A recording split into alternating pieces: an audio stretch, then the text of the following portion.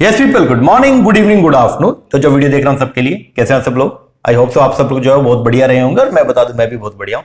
Guys, last video के अंदर हम लोगों ने जो है वो फेयोल का जो कंट्रीब्यूशन था मैनेजमेंट के अंदर, वो टॉपिक हमने कंप्लीट किया। अभी हम लोगों ने जो है वो मैनेजमेंट यूनिट को जो स्टार्ट किया हुआ है, जिसके अंदर हम लोग अभी 2 लेक्चर लगा चुके हैं। ओके, फर्स्ट लेक्चर के अंदर हम लोगों ने मैनेजमेंट क्या होता है वो हमने समझा और मैनेजमेंट की अप्रोचेस हमने स्टार्ट करी। ओके, तो मैनेजमेंट की जो अप्रोच है जनरली उसको 2 तरीके से हम पढ़ते हैं, एक है ट्रेडिशनल अप्रोच और एक है आपका कौन सा मॉडर्न अप्रोच। हम लोग अभी ट्रेडिशनल अप्रोच के ऊपर 2 लेक्चर लगा चुके हैं। आपको मालूम है ट्रेडिशनल अप्रोच के अंदर टोटल मिला के जो है वो 3 लोगों का कंट्रीब्यूशन है। एक है साइंटिफिक मैनेजमेंट, एक है फिर फेयोल वाला और एक है आपका मैक्स वेबर का, जिसको बोलते हैं ब्यूरोक्रेसी। ओके, तो अभी 2 जो अप्रोच मतलब जो क्लासिकल अप्रोच है आपकी, ठीक है, मतलब जो ट्रेडिशनल के अंदर जो क्लासिकल अप्रोच है, उस क्लासिकल अप्रोच के 2 जो कंट्रीब्यूशन है टेलर का और फेयोल का, वो हमने कर लिया। फर्स्ट वीडियो के अंदर हम लोगों ने टेलर का जो कंट्रीब्यूशन है वो पढ़ा। सेकंड वीडियो के अंदर हम लोगों ने फेयोल का जो कंट्रीब्यूशन है सारा वो देख लिया था। अब आज की जो क्लास है इसके अंदर हम लोग जो है वो क्या करेंगे, आज की क्लास में मैक्स वेबर का मतलब जो वेबर का जो कंट्रीब्यूशन है, ब्यूरोक्रेसी का कंट्रीब्यूशन जो है, ठीक है, ब्यूरोक्रेसी थ्योरी, उसको आज के इस वीडियो में हम लोग जो है यहां से हम टॉपिक अपना स्टार्ट करेंगे। और इसके अलावा जो नियो क्लासिकल अप्रोच है जिसमें ह्यूमन रिलेशन अप्रोच जो है ना, उसको भी हम लोग जो है वो कवर करेंगे। तो आज की वीडियो बहुत इंपॉर्टेंट है। ओके, और इसके अंदर हम लोग जो है वो कई सारी नई चीजें जो है वो भी पढ़ेंगे। ओके जी, आइए शुरुआत करते हैं अपने टॉपिक का। टॉपिक का नाम जो है वो है ब्यूरोक्रेसी, जो थर्ड अप्रोच है वहां से हम शुरू करेंगे। अच्छा, लेक्चर को स्टार्ट करूं उससे पहले एक छोटी सी इंफॉर्मेशन आपको प्रोवाइड करवा देता हूं।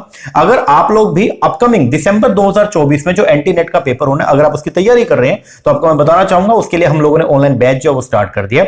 हमारा जो ऑनलाइन बैच है इसके अंदर हम आपको पेपर नंबर 1 प्लस में paper number 2 commerce as well as अगर आपका पेपर नंबर 2 मैनेजमेंट है तो उसका भी हम लोग आपको प्रॉपर कोर्सेज प्रोवाइड करवाएंगे। हमारे कोर्सेज में हम आपको 4 चीजें प्रोवाइड करवाएंगे। एक तो कंप्लीट स्टडी मटेरियल, 10 किताबें पेपर 1 की, 10 किताबें पेपर 2 की, तो टोटल मिलाकर 20 बुक्स आपको मिलेंगी। प्लस में आपको मिलेगा सारा का सारा स्टडी मटेरियल का detail explanation video like this. Plus में आपको हर यूनिट का सेपरेट रिवीजन वीडियो मिलेगा और प्रैक्टिस करने के लिए प्रैक्टिस के एमसीक्यूज मिलेंगे। तो अगर आप इंटरेस्टेड है, नीचे नंबर है, इस पर कॉल करके या व्हाट्सएप करके आप लोग कोर्सेज का इंक्वायरी कर सकते हैं। ओके जी, चलो अब हम लोग जो है वो स्टार्ट करते हैं हमारे टॉपिक का। टॉपिक का नाम जो है वो है ब्यूरोक्रेसी। देखो जो ब्यूरोक्रेसी अप्रोच है, देखो वैसे क्लासिकल अप्रोच जिसमें 3 कंट्रीब्यूशन थे, टेलर का, फेयोल का, टेलर का साइंटिफिक मैनेजमेंट का, फिर फेयोल का एडमिनिस्ट्रेटिव मैनेजमेंट और फिर है मैक्स वेबर का। इन तीनों अप्रोच ने जो इनका जो मेन फोकस था वो था किस पे, फिजिकल रिसोर्सेज पे, ठीक है, ना कि ह्यूमन रिलेशन पे। ओके, तो इन तीनों अप्रोच के अंदर चाहे ब्यूरोक्रेसी की भी अगर बात करें तो ये भी ये बोलता है कि यार कि जो फिजिकल रिसोर्स है उसके ऊपर जो है वो इनका फोकस थोड़ा सा ज्यादा है। जो फॉर्मल स्ट्रक्चर होता है ना उस पे इनका फोकस जो है वो क्या रहता है, ज्यादा है, ठीक है ना। आओ पढ़ते हैं ब्यूरोक्रेसी अप्रोच क्या बोलती है। तो इसका पहले मैंने आपको एक छोटा सा समअप दे देता हूं, एक कंक्लूजन दे देता हूं। ब्यूरोक्रेसी अप्रोच जो है वो दिया था मैक्स वेबर ने और इसका ये मानना था कि मैनेजमेंट इनकंसिस्टेंसी, अगर मैनेजमेंट में अगर आपको कोई प्रॉब्लम आ रही है उसको अगर आपने क्या करना है, दूर करना है। मतलब मैनेजमेंट में आने वाली जो इनकंसिस्टेंसी है अगर आपने उसको खत्म करना है तो वो खत्म कैसे कर सकते हैं, अगर आप मैनेजमेंट को लेकर के सख्त नियम बनाएंगे, अगर आप स्ट्रॉन्ग एक बहुत ही रिजिड स्ट्रिक्ट अगर आप रूल्स एंड रेगुलेशंस अगर आप बनाएंगे तो ये जो मैनेजमेंट में इनकंसिस्टेंसी इसको खत्म किया जा सकता है। तो ब्यूरोक्रेसी अप्रोच जिसको नौकरशाही भी बोलते हैं, ये क्या बोलते हैं, मैक्स वेबर का मानना था, ध्यान देना क्या बोलते हैं, मैक्स वेबर का मानना था कि मैनेजरियल इनकंसिस्टेंसी को खत्म करने के लिए सख्त नियम बनाए जाने चाहिए, ठीक है, सख्त नियम होने चाहिए। बिकॉज इनकंसिस्टेंसी से क्या आएगी, फेलियर आती है। क्योंकि अगर मैनेजमेंट में अगर प्रॉब्लम आएगी तो उससे अगर मैनेजमेंट फेल हो गया तो पूरा का पूरा सिस्टम ही कोलैप्स हो जाएगा और आपकी ऑर्गेनाइजेशन भी क्या हो जाएगी, फेल हो जाएगी। That is strictly defined formal system of organization हो सो दैट एफिशिएंसी और इफेक्टिवनेस को एंश्योर किया जा सके। आओ पढ़ना शुरू करते हैं। इट वॉज मैक्स वेबर जिसने कंट्रीब्यूट किया थ्योरी ऑफ ब्यूरोक्रेसी को टू द मैनेजमेंट थॉट्स के लिए। He used the word bureaucracy to refer to the special kind of administrative organization जिसका कैरेक्टरिस्टिक जो है वो पहले बताया गया। मैक्स वेबर का जो प्राइमरी कंट्रीब्यूशन था मैनेजमेंट को लेकर के वो था in his theory of authority structure and his description of the organisation based on the nature of authority relation within them. तो मोटा मोटी बात ये क्या है, यहां पे ये बोलते हैं कि अगर आपको ऑर्गेनाइजेशन में अगर प्रॉपर अथॉरिटी स्ट्रक्चर है ना, ठीक है, अगर डिसीजन लेने की पावर अगर आपकी स्ट्रॉन्ग है, ओके, और अगर जो है एक प्रॉपर अथॉरिटी रिस्पॉन्सिबिलिटी का अगर सिस्टम आपके ऑर्गेनाइजेशन में सेट है तो फिर आपको मैनेजमेंट करने में कोई भी प्रॉब्लम बिल्कुल भी नहीं आएगी, ठीक है। Essentially it was Max Weber contention that there are 3 types of legitimate authority which RS follow. बोलते हैं कि जो 3 तरह की अथॉरिटी होती है, ठीक है। अब 3 तरह की अथॉरिटी में एक होता है रैशनल लीगल अथॉरिटी, एक है ट्रेडिशनल और एक है करिश्मेटिक। ओके, इन तीनों में सबसे जो मेन अथॉरिटी है एज पर मैक्स वेबर, वो है कौन सा? Rational legal authority. Rational legal authority मतलब आपके पास में क्या अधिकार है।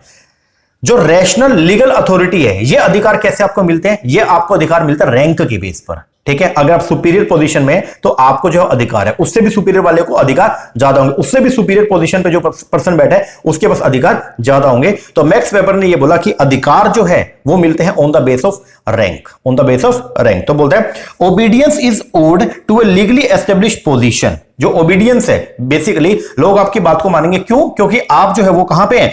आप एक सुपीरियर पोजीशन पे या सुपीरियर रैंक के ऊपर है within the hierarchy of a business, जैसे मिलिट्री यूनिट हो गया, गवर्नमेंट हो गया, एंड सो ऑन, ठीक है। तो एक तो अथॉरिटी ये होती है, एक तो अधिकार ये होता है। दूसरा ट्रेडिशनल अथॉरिटी। ट्रेडिशनल अथॉरिटी के अंदर क्या होता है? बेसिकली अगर एक सर्टेन क्लास या वो अगर कोई एक अधिकार को ऑक्युपाई करती है, उसको बोलते हैं ट्रेडिशनल अथॉरिटी।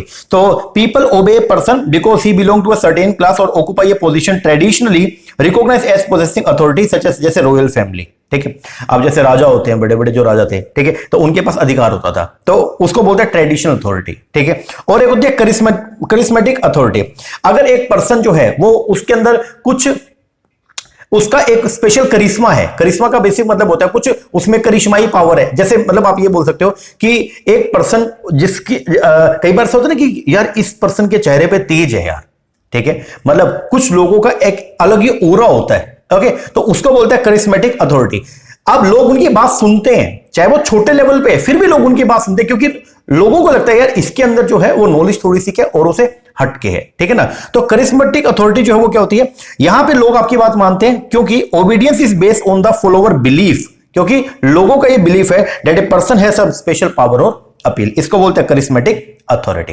ओके जी। अब जैसे देखो एक वो है बागेश्वर धाम वाले बाबा जी हैं। ओके, अब उनकी जो एज है वो बहुत कम है और कितने बड़े बड़े लोग उनके जो है वो पाव पड़ते हैं, क्योंकि लोगों का मानना है कि उनके अंदर जो है वो क्या करिश्मेटिक पावर है। ओके, तो उसको बोलते हैं करिश्मेटिक अथॉरिटी। ओके, तो 3 तरह की अथॉरिटी है एज पर मैक्स वेबर। उसने बताया एक है रैशनल लीगल अथॉरिटी जो रैंक के बेस पर है, एक है ट्रेडिशनल अथॉरिटी जो एक सर्टेन क्लास के लोगों को होती है, और एक है करिश्मेटिक अथॉरिटी। ओके, वेबर की जो थ्योरी ऑफ ब्यूरोक्रेसी है ना, वो मानते सिर्फ एक ही तरह की authority, that is rational legal authority. तो बोलते हैं Max Weber theory of bureaucracy recognize that rational legal authority are the most important type in organization. क्योंकि लोग आपकी बात मानेंगे अगर आप, ध्यान देना, इसका मानना था लोग आपकी बात मानेंगे अगर आप सुपीरियर पोजीशन पर है तो, ठीक है। Under the traditional authority leader are not chosen for their competence and charismatic authority is too emotional and irrational, ठीक है। कैरेक्टरिस्टिक क्या थे ब्यूरोक्रेसी के? तो इस अप्रोच के कैरेक्टरिस्टिक सबसे पहला डिवीजन ऑफ वर्क। ये अप्रोच ये मानते हैं कि आपको काम का क्या करना है, बंटवारा करना है। तो बोलते हैं there is high degree of division of work at both the operative and administrative level, this led to specialization of work. तो अगर आप काम का बंटवारा कर दोगे और एक पर्सन लगातार जब एक ही काम करेगा तो उससे क्या होगा, स्पेशलाइजेशन का बेनिफिट अचीव होगा। सेकंड, हियरार्की ऑफ पोजीशन होना चाहिए, मतलब स्पष्ट अधिकार श्रृंखला होनी चाहिए। आपको प्रॉपर पता होना चाहिए कि आपका सुपीरियर कौन और आपका सबऑर्डिनेट कौन है। देयर इज ए हियरार्की, क्या बोलता है, there is a hierarchy of authority होना चाहिए in the organisation. Each lower position is under the control of higher one. हर छोटी पोजीशन जो है अपर पोजीशन के कंट्रोल में होनी चाहिए। दस, there is a unity of command. The bureaucratic structure is hierarchical in nature. जो ब्यूरोक्रेटिक स्ट्रक्चर है ना, वो एक क्या श्रृंखला के अंदर होता है, एक चेन के अंदर होता है। It is like a pyramid. ये क्या है, पिरामिड है जिसके अंदर क्वांटिटी ऑफ अथॉरिटी, जैसे जैसे आप अगली स्टेज पे जाएंगे वैसे वैसे आपकी जो अथॉरिटी है, वैसे वैसे आपके अधिकार वो क्या होते रहेंगे, बढ़ते रहेंगे। तीसरा, रूल्स एंड रेगुलेशन। ऑर्गेनाइजेशन के अंदर प्रॉपर रूल्स एंड रेगुलेशन होनी चाहिए। The rules regulation and the procedure are laid down by the top administration, ठीक है। Their benefit are as under, सबसे पहला दे स्टैंडर्डाइज ऑपरेशन डिसीजन। जो रूल्स एंड रेगुलेशन वो ऐसे हो कि वो क्या करें, ऑपरेशन एंड डिसीजन को स्टैंडर्डाइज करें। They serve as receptacles of past learning, बिल्कुल। They ensure equality of the treatment to everybody, और ये एंश्योर करें कि सबके साथ सेम व्यवहार होना चाहिए। तो रूल्स आपके ऐसे होने चाहिए। आगे, इम्पर्सनल कंडक्ट। ये जो अप्रोच है, अब इसकी ये कमी भी वैसे कि ये एक इम्पर्सनल कंडक्ट के ऊपर जो है फोकस करती है। बोले तो यहां पर अव्यक्तिगत संबंध होते हैं, ठीक है। जो आपके दूसरे लोगों के साथ, आपके ऑर्गेनाइजेशन में आपके दूसरे लोगों के साथ जो संबंध होंगे, जो रिलेशन होंगे, वो कैसे होंगे, अव्यक्तिगत। बोले तो बिल्कुल फॉर्मल होंगे। इनफॉर्मेलिटी का यहां पे कोई लेना देना बिल्कुल भी नहीं है। मतलब ह्यूमन रिलेशन को यहां पे बिल्कुल क्या कर दिया, दरकिनार कर दिया। तो बोलते हैं there is impersonality of the relationship among the organization member, the decision are entirely guided by the rules and regulation and are totally impersonal, there is no room for emotion and sentiment, यहां पे कोई भी जो है वो emotion या sentiment की कोई भी जगह नहीं है in this type of structure. Essence of bureaucracy is total depersonalisation, ठीक है। इसके बाद स्टाफिंग, जो पर्सोनल है ऑर्गेनाइजेशन के अंदर आप जो लोगों को लगाओगे उनको आप कैसे लगाओगे, उनका एक प्रॉपर रिलेशन जो है वो होगा और टेक्निकल बेसिस पे उनका जो है वो क्या होगा, अपॉइंटमेंट होगा। The personnel are employ by contractual relationship, जो भी लोग ऑर्गेनाइजेशन के अंदर आप लगाओगे वो एक कॉन्ट्रेक्चुअल रिलेशनशिप के बेस पर लगेंगे, जो कॉन्ट्रेक्चुअल रिलेशन जो है वो एम्प्लॉयर एम्प्लॉय के बीच में जो होता है। टेन्योर जो होगा सर्विस का, it is governed by the rules and regulation of the organization, मतलब लोग कितने साल काम करेंगे वो डिपेंड करेगा रूल्स एंड रेगुलेशन पे। Employees get a salary every month, employees को हर महीने सैलरी मिलेगी जो डिपेंड करेगी उसकी जॉब पे जो वो संभाल रहे हैं and also the length of the service.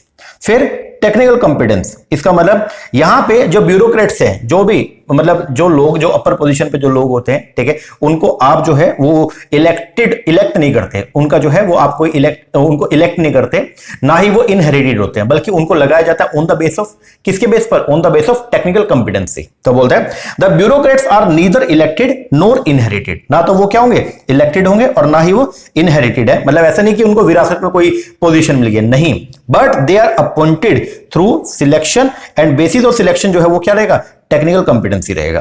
Promotion in the bureaucracy are also based on the technical qualification and performance.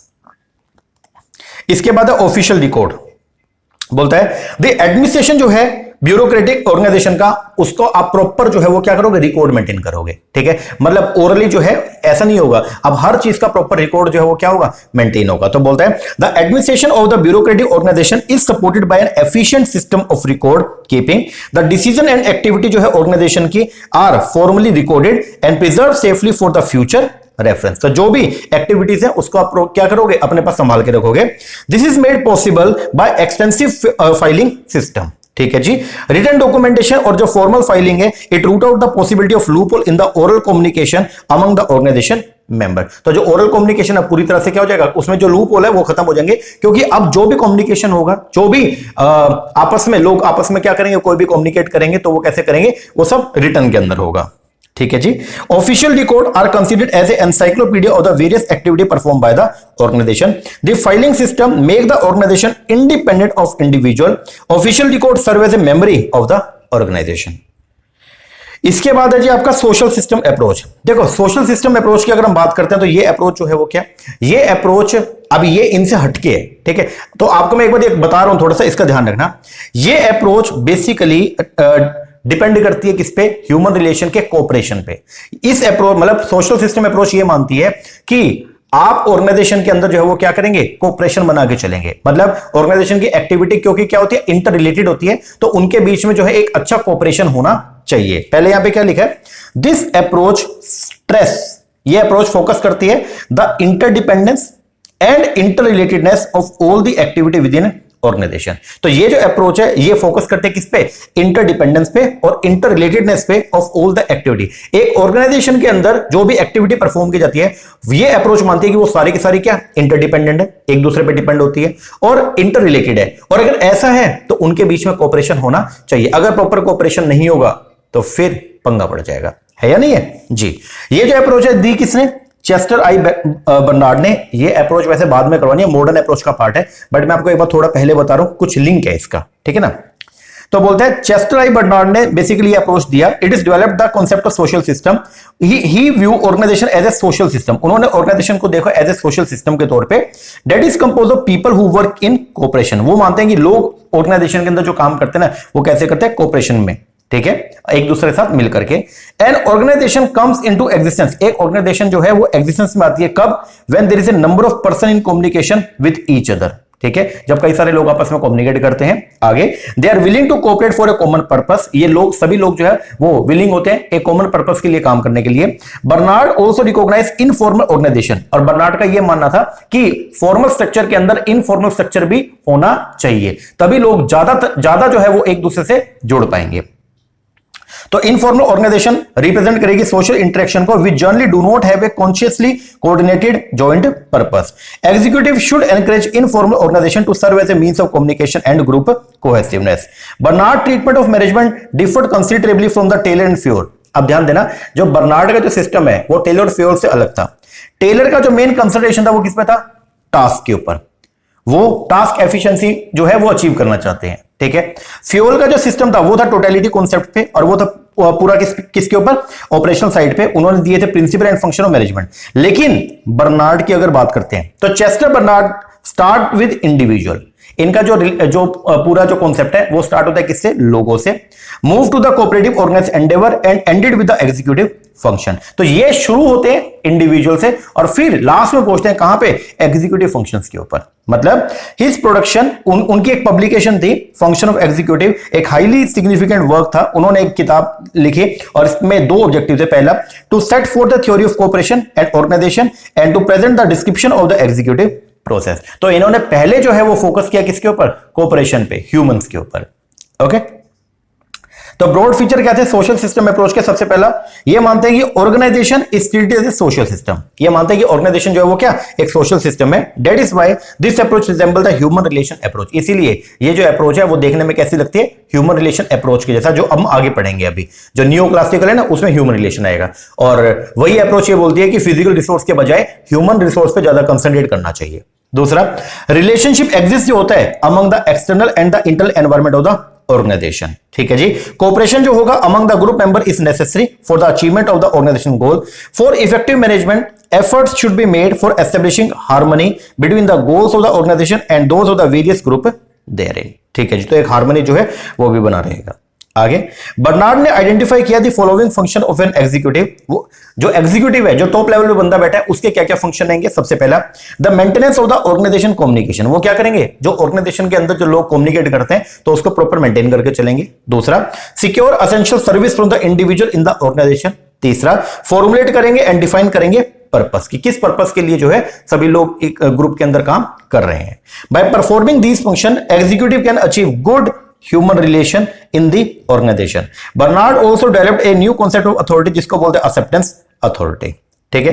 अब एक चीज और याद करनी है आपको इसमें, की कॉन्सेप्ट जो सिस्टम अप्रोच है उसके 5 की कॉन्सेप्ट है। वो क्या? एक है सब सिस्टम, ये मानते हैं कि सिस्टम के अंदर भी क्या होता है? सब सिस्टम होता है। दूसरा, ये जो अप्रोच है वो होलिज्म के ऊपर जो है वो काम करती है, बोले तो ओवरऑल जो है वो व्यू लेके चलते हैं। ये अप्रोच जो है ये मानती है, ये बेस्ड है किसपे? सिनर्जी पे। ये बोलते हैं कि एक और एक दो नहीं, एक और एक क्या होंगे?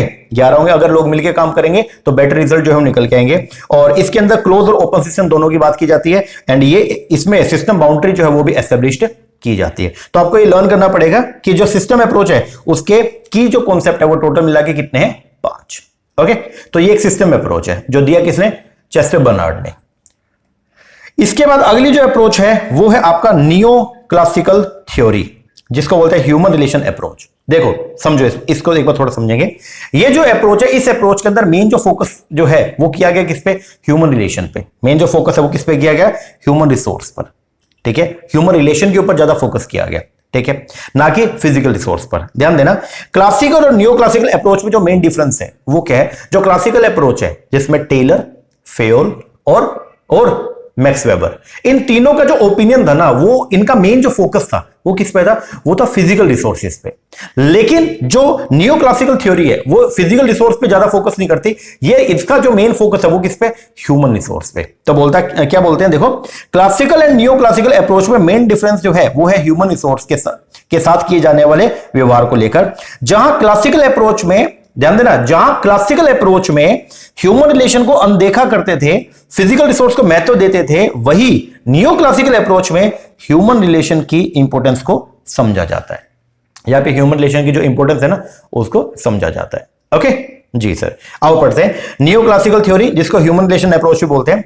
द क्लासिकल राइटर, जो क्लासिकल राइटर थे वेबर, टेलर, फेयोल, उन्होंने नेग्लेक्ट कर दिया ह्यूमन रिलेशन को। इस एस्पेक्ट को उन्होंने पूरी तरह से क्या किया था? नेग्लेक्ट किया था। The new classical classist focus on the human aspect of industry, और जो न्यू क्लासिक है तो उन्होंने जो है वो ह्यूमन एस्पेक्ट के ऊपर जो है वो क्या किया? फोकस किया। They modified the classical theory by emphasizing the fact that organization is a social system and human factor is the most important element within it. तो ये मानते हैं कि जो ऑर्गेनाइजेशन है वो एक सोशल सिस्टम है और जो ह्यूमन रिसोर्स है ना वो सबसे इंपॉर्टेंट फैक्टर है उसमें, ना कि फिजिकल रिसोर्स। आगे दे कंडक्ट सम एक्सपेरिमेंट, उन्होंने कुछ एक्सपेरिमेंट किए जैसे होथोन एक्सपेरिमेंट, अभी हम आगे पढ़ेंगे। एंड इन्वेस्टिगेट किया इनफॉर्मल ग्रुपिंग को, इनफॉर्मल रिलेशनशिप को, पैटर्न ऑफ कम्युनिकेशन को, pattern of informal leadership etcetera. This led to development the human relation approach, और इनकी वजह से जो है वो ह्यूमन रिलेशन अप्रोच जो वो क्या हुई, डेवलप हुई। इस अप्रोच के जो फादर है वो है Elton Mayo. Elton Mayo is generally recognize as a father of human relations को, तो याद करके जाना पड़ेगा कि ह्यूमन रिलेशन अप्रोच जो है उसके फादर कौन है, एल्टन मायो। ठीक है, अदर जो लोग थे जो जिन्होंने इस अप्रोच में काम किया वो था डिक्सन, डेवी, लेविन एक्सेट्रा।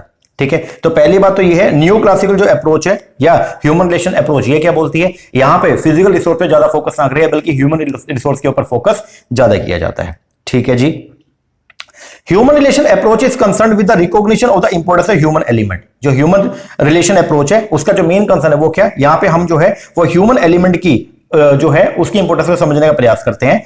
इसने रिवील किया the importance of the social and the psychological factor in determining worker productivity and satisfaction. तो इसने क्या रिवील किया कि सोशल और साइकोलॉजिकल फैक्टर बहुत ज्यादा इंपॉर्टेंट है। अगर आप इसको क्या करते हो, सोशल साइकोलॉजिकल फैक्टर अगर मान लो एक एम्प्लॉय के सेटिस्फाई होते हैं तो उससे जो है वर्क प्रोडक्टिविटी पे बहुत पॉजिटिव इंपैक्ट पड़ता है। It was instrumental in creating a new image of a man and the work place. The new classical और the human relation approach put stress on the interpersonal relation. सबसे important बात याद करके जाना पड़ेगा, जो नियो क्लासिकल अप्रोच है ना उसका जो मेन फोकस है वो किस पे है, इंटर पर्सनल रिलेशन पे and informal group at the work place. तो मेन बात जो है वो क्या, अभी तक जो 3 अप्रोच हमने पढ़ी थी कौन कौन सी, टेलर का, फेयोल का और चेस्टर बर्नार्ड का, उन तीनों बर्नार्ड बोल रहा हूं सॉरी मैक्स वेबर का, इन तीनों अप्रोच में मतलब क्लासिकल अप्रोच के अंदर जो है वो ओनली वहां पे फॉर्मल स्ट्रक्चर की बात की गई थी, इनफॉर्मल स्ट्रक्चर की तो कभी बात ही नहीं की गई। लेकिन पहली बार जो नियो क्लासिकल अप्रोच है उसके अंदर इनफॉर्मल स्ट्रक्चर की भी बात की गई, क्योंकि इसका जो फोकस है वो किस पे, ह्यूमन रिसोर्स पे। और ह्यूमन रिसोर्स है वो बेटर तरीके से काम कब कर पाएगा, जब वो एक जैसे फॉर्मली वे में बात करेगा, या अगर वो थोड़ा इनफॉर्मल होगा तो वो अपनी बात दूसरे पर्सन के सामने प्रेजेंट अच्छे तरीके से कर सकता है। और जितना वो अपने आप को एक्सप्रेस करेगा खुल के, उतना ही वो फोकस रहेगा अपने काम को लेकर के भी। क्योंकि देखो अगर आपका मन भरा हुआ है बिल्कुल ही, ठीक है, जब तक आप उसको निकालोगे ना तब तक आप किसी भी काम में कंसंट्रेट तरीके से नहीं कर पाओगे।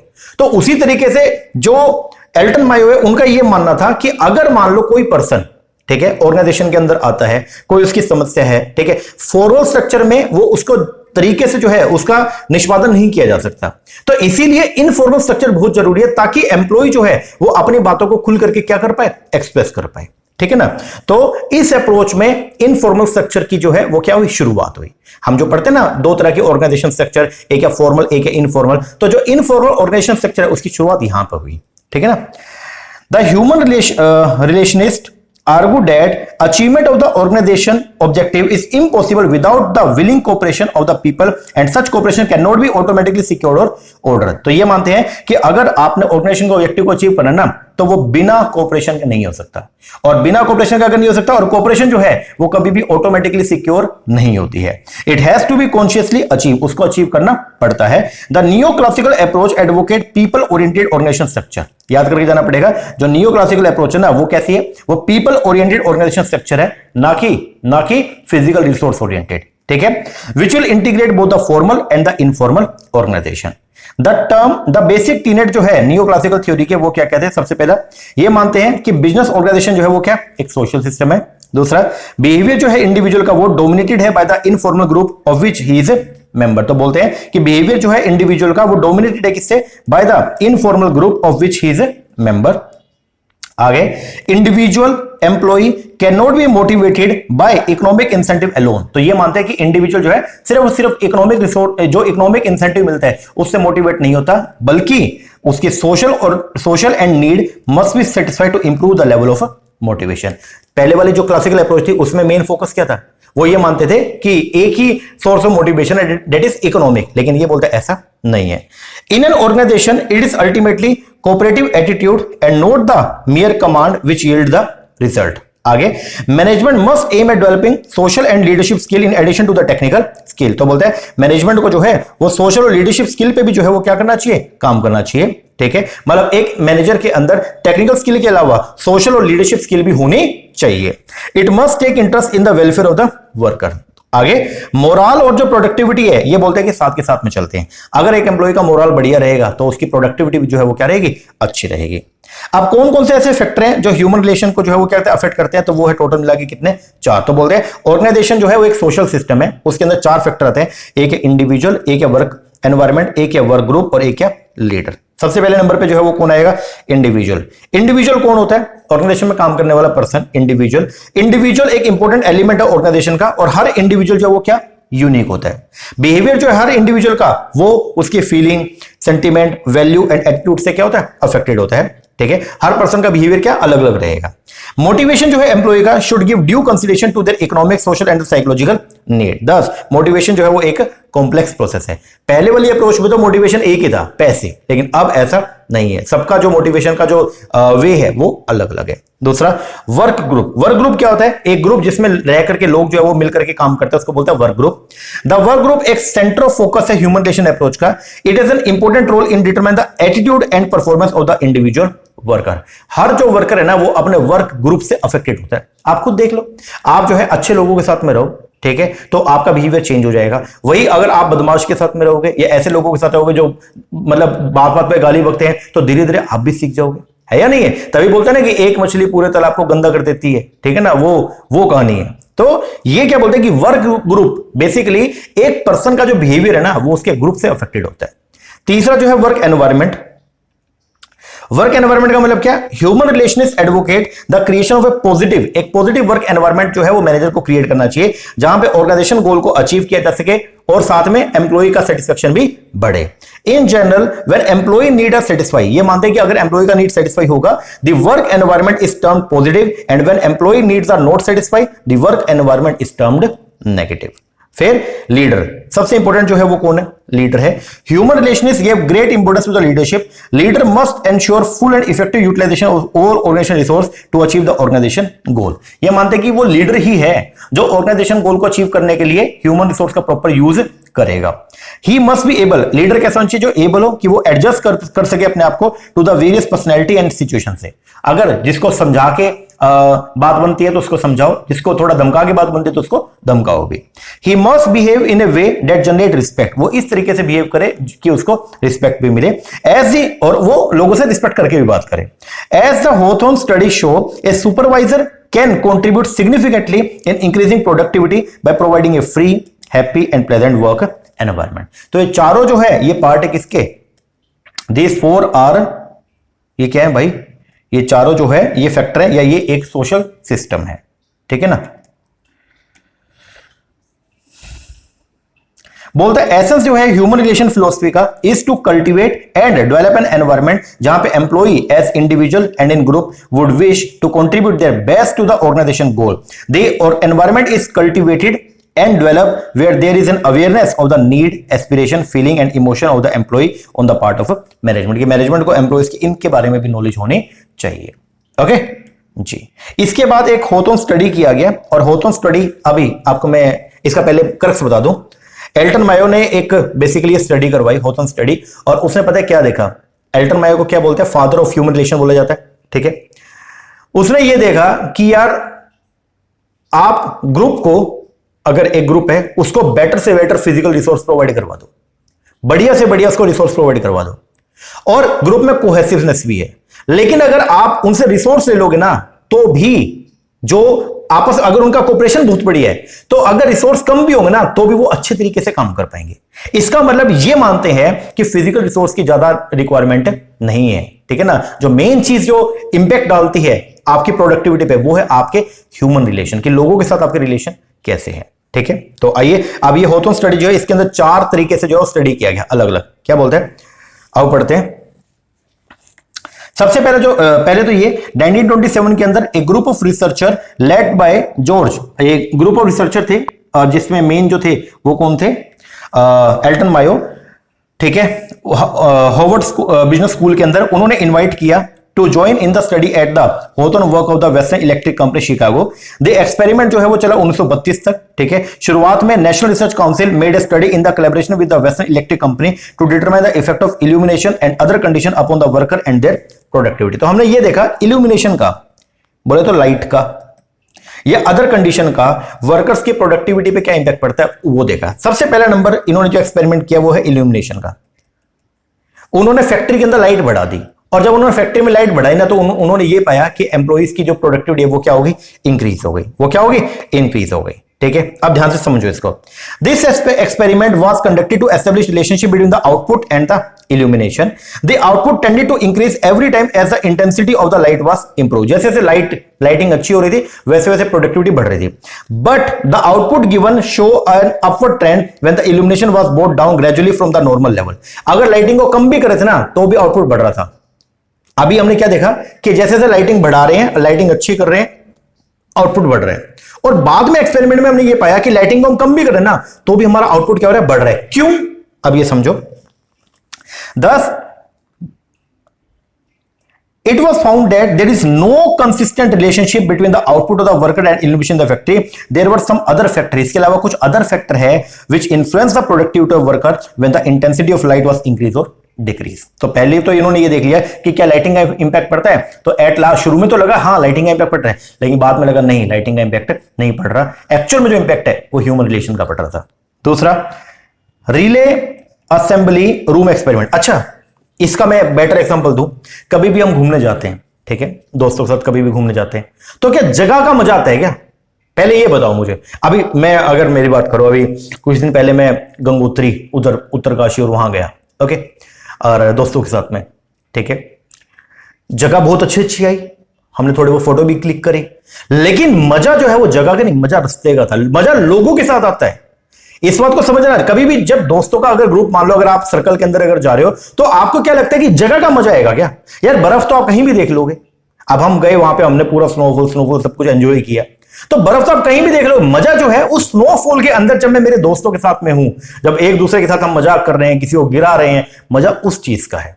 समझ रहे हो ना? तो क्या पाया गया कि आप चाहे आप बेकार गाड़ी में भी चले जाओ, अगर दोस्त आपके साथ है ना तो वो भी जन्नत है। और चाहे आप BMW, मर्सिडीज किसी में भी चले जाओ, अगर आपकी कंपनी अच्छी नहीं है, अगर लोग आपके साथ बेटर नहीं है ना, तो फिर आपको मजा नहीं आने वाला है। तो मजा कभी भी आप देखिएगा, कुछ समय के बाद में रियलाइज होगा आपको कि मजा कभी भी जो है वो जगह का नहीं आता है। जब घूमने जाते हैं मजा आता है लोगों के साथ, जिनके साथ आप जा रहे हो ना, जिनके आप मौज मस्ती कर रहे हो, उनके साथ मजा आता है आपको, ठीक है ना? तो यही पाएगा कि लाइटिंग बढ़ा दिया, ठीक है, शुरू में लगा प्रोडक्टिविटी बढ़ गया, लाइटिंग कम करने में प्रोडक्टिविटी बढ़ रही है। क्यों? क्योंकि एम्प्लॉइज को आपस में काम करते हो मजा आ रहा है, वो मिलकर के बढ़िया तरीके से काम करे, तो प्रोडक्टिविटी क्या हो रही है, इंक्रीज हो रही है। एक और स्टडी किया गया जिसको बोलते हैं रिले असेंबली रूम एक्सपेरिमेंट। इसमें क्या किया गया, इन दिस एक्सपेरिमेंट एक small homogeneous group, work group जो है वो लड़कियों का लिया गया, अलग अलग फील्ड से लड़कियां जो है वो ली गई, ठीक है, उनका एक ग्रुप बनाया, ठीक है। कई नए एलिमेंट जो है वो इस ग्रुप के अंदर इंट्रोड्यूस किए गए, जैसे वर्किंग आवर को शॉर्टर कर दिया, ठीक है, उनको बीच बीच में रेस्ट भी दिया, फिजिकल कंडीशन भी इंप्रूव किया गया, फ्रेंडली एंड इनफॉर्मल सुपरविजन किया, फ्री सोशल इंटरेक्शन जो है उसको अलाउ किया गया among the group member. Productivity and moral increase considerably during the period of the experiment. जब एक्सपेरिमेंट हो रहा था ना तो प्रोडक्टिविटी और मोरल एम्प्लॉइज का बढ़ा। Moral and productivity were maintained even if improvement in the working condition were withdrawn.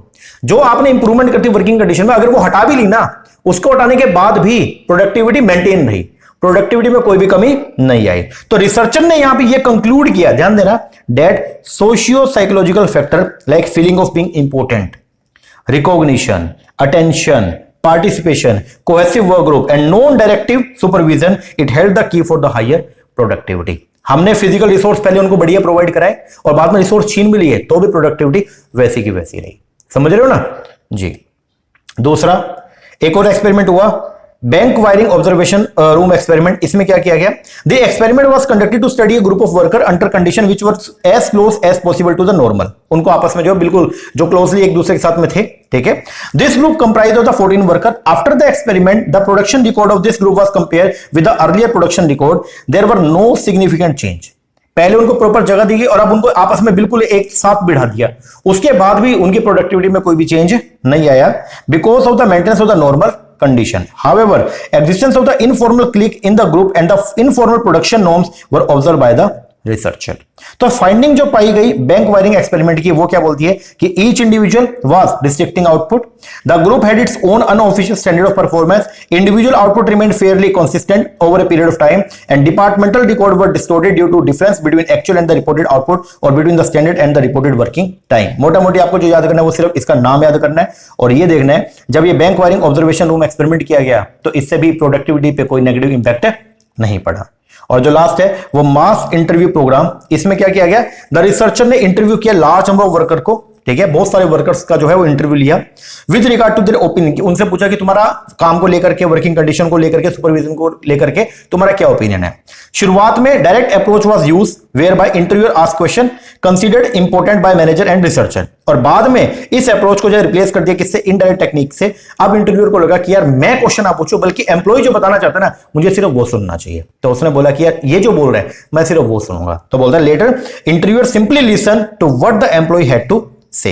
The finding confirmed the importance of the social factor at work in the total work environment. तो ये जो approach है, जो होथम study है, इसमें main चीज जो पाई वो क्या पाया कि सोशल फैक्टर का सबसे बड़ा इंपैक्ट जो है वो पड़ता है आपके वर्क एनवायरनमेंट में, ह्यूमन रिलेशन का बहुत बड़ा इंपैक्ट पड़ता है। ओके जी। इसके बाद अगला अप्रोच है जो है बिहेवियर साइंस अप्रोच। जो बिहेवियर साइंस अप्रोच है वो क्या बोलती है, देखो इससे पहला जो अप्रोच पढ़ा न्यू क्लासिकल या ह्यूमन रिलेशन अप्रोच जिसको बोलते हैं, ह्यूमन रिलेशन अप्रोच में ह्यूमन रिलेशन के ऊपर जो फोकस किया गया, लेकिन जो बिहेवियर साइंस अप्रोच है ये ह्यूमन रिलेशन अप्रोच का ही एक एक्सटेंडेड वर्जन है।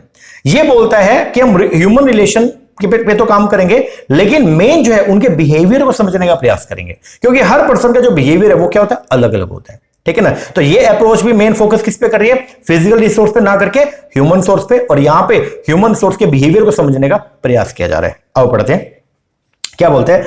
ह्यूमन रिलेशन अप्रोच में कहा गया कि सेटिस्फेक्शन एंड प्रोडक्टिविटी में डायरेक्ट रिलेशन है। जो ह्यूमन रिसोर्स अप्रोच है ना उसमें ये बोला गया कि सेटिस्फेक्शन एंड प्रोडक्टिविटी इनमें क्या है, डायरेक्ट रिलेशन है। दैट इज एम्प्लॉय जितना ज्यादा सेटिस्फाई होंगे प्रोडक्शन उतना ही बढ़ेगा, ठीक है।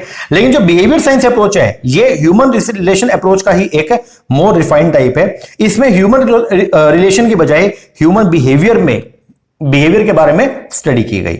बिहेवियर साइंटिस्ट का जो मेन योगदान है वो किस में रहा, लीडरशिप में, communication, motivation, organization change, organization conflict etcetera. तो मेन पहली बात तो ये हो गया जो आपका बिहेवियर साइंस अप्रोच है इसमें जो मेन फोकस है वो किस पे किया गया, एम्प्लॉइज के बिहेवियर पे। किस पे, बिहेवियर पे।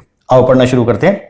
Under the behavior science approach, the knowledge drawn from the behavior science, namely psychology, sociology, and anthropology, is applied to explain and predict the human behavior. It focuses on the human behavior in organization and seek to promote verifiable proposition for scientific understanding of human behavior in organization. It lays importance on the study of motivation, leadership, communication, group dynamic, participatory management, etc. तो पहली बात तो ये जो आपका behaviour science approach है इसका जो मेन फोकस है वो इस पे रहा, ये ध्यान रखना। इट लेस एम्फेसिस, इस अप्रोच में जो फोकस किया गया किस पे किया गया, study of motivation, leadership, communication, group dynamic, participative management etcetera. Distinctive feature जो थे बिहेवियर साइंस अप्रोच के वो क्या थे, इज द मेथोलॉजी जो लगाई गई in developing the research in the management discipline. Crux जो था of the methodology lie in the collection and analysis of relevant data. It is in the sense that the behaviour differ from the human relation approach. अब ऐसे कैसे थी, आओ पढ़ते हैं। Main यहां से शुरू हो रहा है। इस अप्रोच में यह माना गया कि ऑर्गेनाइजेशन जो है वो क्या है, is a social technical system. Organization क्या है, एक सोशल टेक्निकल सिस्टम है। हर इंडिविजुअल दूसरे इंडिविजुअल से डिफर है। Individual differ with regard to attitude, perception, value system etcetera, जिसकी वजह से दे बिहेव डिफरेंटली। इसीलिए वो हर इंडिविजुअल जो अलग तरीके से बिहेव करता है to different stimuli under the different condition. People working in the organization have their need and goal which may differ from the organization goal. कि लोगों की जो नीड है, ठीक है, वो अलग अलग है, तो लोगों के गोल जो है वो भी क्या अलग अलग है, और लोगों के अगर गोल अलग अलग है तो वो ऑर्गेनाइजेशन के गोल से अलग भी हो सकते हैं। अब यहां पे अपने को क्या करना है, लोगों के गोल और ऑर्गेनाइजेशन के गोल दोनों में समन्वय लेके आना है और ऑर्गेनाइजेशन गोल को जो है वो अपने को प्राथमिकता देनी है। तो बोलते हैं attempt should be made to achieve fusion between the organization goal and the human need. आगे a wide range of factor जो इन्फ्लुएंस करते हैं interpersonal and group behaviour of the people in organization. बहुत सारे ऐसे फैक्टर हैं जो basically group behaviour को जो है वो क्या करते हैं, प्रभावित करते हैं। फीचर क्या थे बिहेवियर साइंस अप्रोच के, आओ पढ़ते हैं। सबसे पहला ब्रॉड फीचर जो था बिहेवियर साइंस अप्रोच का वो क्या था, behaviour science is an interdisciplinary approach. जो इंटीग्रेट करता है नॉलेज जो हमने ड्रॉ करी अलग अलग डिसिप्लिन से। इसके अंदर psychology, sociology, anthropology, economics, political science, history, इन सबको यूज किया जाता है ह्यूमन बिहेवियर को स्टडी करने के लिए। दूसरा, ये एक अप्लाइड साइंस है। ये क्या है? अप्लाइड साइंस है, जिसका ऑब्जेक्टिव जो है वो क्या? अप्लाई करना various research to solve the organization problem. ये एक नॉर्मेटिव साइंस है। ये सिर्फ कारण नहीं बताता बल्कि तरीके भी बताता है कैसे ऑर्गेनाइजेशन प्रॉब्लम को दूर किया जाए। आगे इसका जो फोकस है वो किस पे? It focus attention on the people. इसका जो मेन फोकस है वो किस पे? पीपल पे। From humanistic point of view ये एक्सेप्ट करता है value of an individual as a thinking, feeling, living और organism and his need and motivation play important role in determining his behavior in the organization। ये एक goal oriented approach है। It recognise goal conflict in the organisation and suggest करता है कि कैसे इन जो कंफ्लिक्शन है इसको दूर किया जा सके। It adopt system approach which take into account all the factor affecting organisation behaviour. ठीक है, अब जो बिहेवियर स्कूल जो है ना, जो बिहेवियर अप्रोच है, इसके अंदर बहुत सारे लोग आए। ठीक है, बिहेवियर अप्रोच के अंदर मास्लो ने अपना नीड हायरार्की थ्योरी दिया। बिहेवियर अप्रोच के अंदर डगलस मैकग्रेगर ने थ्योरी एक्स और वाई दिया। बिहेवियर अप्रोच के अंदर जो हर्जबर्ग थे उन्होंने 2 फैक्टर जो है वो मॉडल दिया। बिहेवियर अप्रोच के अंदर लीडरशिप एरिया में Robert Blake and Jane Mouton ने जो है वो मैनेजरियल ग्रेड अप्रोच दिया। रेंसिस लिकट ने अपना जो है वो 4 मैनेजमेंट सिस्टम अप्रोच दिया, जिसमें ये होता है exploitative, benevolent, consultative and group participate. ये सब जो है ये सब रचना हुई किसमें? इस अप्रोच में। ठीक है, ये सारा का सारा मोटिवेशन में हम पढ़ेंगे प्रॉपर तरीके से। अभी तो बस ये बताया जा रहा है कि इस अप्रोच में ये सब चीजें जो है वो स्टार्ट हुई। ठीक है, टू सम अप, अगर हम समअप करते हैं तो बोलते हैं behaviour science approach give emphasis on increasing productivity through motivation and leadership.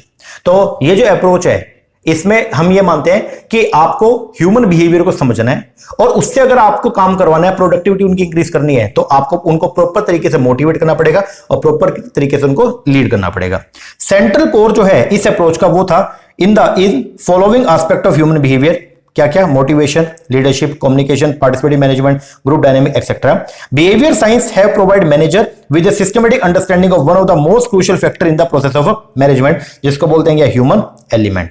Insight बोले तो knowledge evolving from that understanding have been used to design the work situation, जो एनकरेज करता है इंक्रीज प्रोडक्टिविटी। तो यहां पे हम लोग जो नॉलेज लेंगे, ठीक है, और उस नॉलेज को यूज करेंगे वर्क सिचुएशन में ताकि अपनी प्रोडक्टिविटी को इंक्रीज किया जा सके।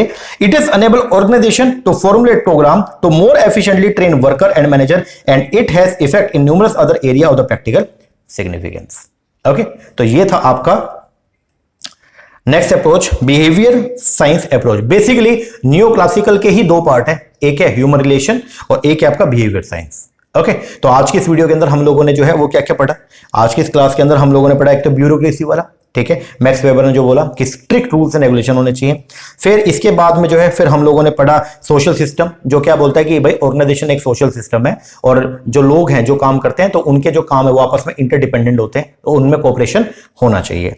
इसके बाद फिर हम लोगों ने जो है वो पढ़ा अगला approach, that is a new classical human relation. इसमें ह्यूमन रिलेशन के ऊपर जो फोकस थोड़ा ज्यादा किया गया और इस अप्रोच में इनफॉर्मल स्ट्रक्चर भी जो है वो क्या इंट्रोड्यूस किया गया। ठीक है, इसके बाद फिर हम लोगों ने जो है वो पढ़ा होथोन स्टडी। एक होथोन स्टडी जो है वो हुई थी और इस पूरी स्टडी का जो मेन जो कंक्लूजन निकल के आया वो क्या निकल के आया? कंक्लूजन ये निकला कि सोशल फैक्टर जो है वर्क एनवायरनमेंट पे बहुत ही क्या इंपॉर्टेंट है। फिजिकल फैक्टर के बजाय सोशल फैक्टर बोलते हैं, ह्यूमन रिलेशन बहुत ही क्या इंपॉर्टेंट है। और जो अगला अप्रोच हमने पढ़ा वो है बिहेवियर साइंस और ये क्या बोलता है? इसमें ये ह्यूमन रिलेशन अप्रोच का ही एक्सटेंडेड फॉर्म है, उसका रिफाइंड फॉर्म है। इसमें ह्यूमन रिलेशन के बजाय जो है ह्यूमन बिहेवियर को समझने का प्रयास ज्यादा किया गया, जिसके लिए प्रॉपर लीडरशिप, कम्युनिकेशन, मोटिवेशन, इन सब टेक्निक को जो है वो क्या किया गया? यूज किया गया। ओके जी सर, चलो ये हो गया अपना नेक्स्ट अप्रोच। तो आज था अपना लेक्चर नंबर 3। 3 लेक्चर अपने कंप्लीट हो चुके हैं। अब बाकी जो है वो 2 लेक्चर में हम लोग अपना बाकी जो बचा हुआ टॉपिक है उसको निपटा देंगे। ओके जी सर, लेक्चर कैसा लगा कमेंट करके जरूर बताना। अच्छा लगा अच्छा कमेंट कीजिएगा, कोई कमी लगी है वो भी बताना। और बाकी अगर आप ऑनलाइन बैच हमारा परचेस करना चाहते हैं, नीचे नंबर है, इस पर कॉल करके व्हाट्सएप करके आप कोर्सेज की इंक्वायरी कर सकते हैं। ओके जी सर, चलो एक बात ना करो, बाकी मिलते हैं नेक्स्ट वीडियो में, तब तक के लिए थैंक यू वेरी मच।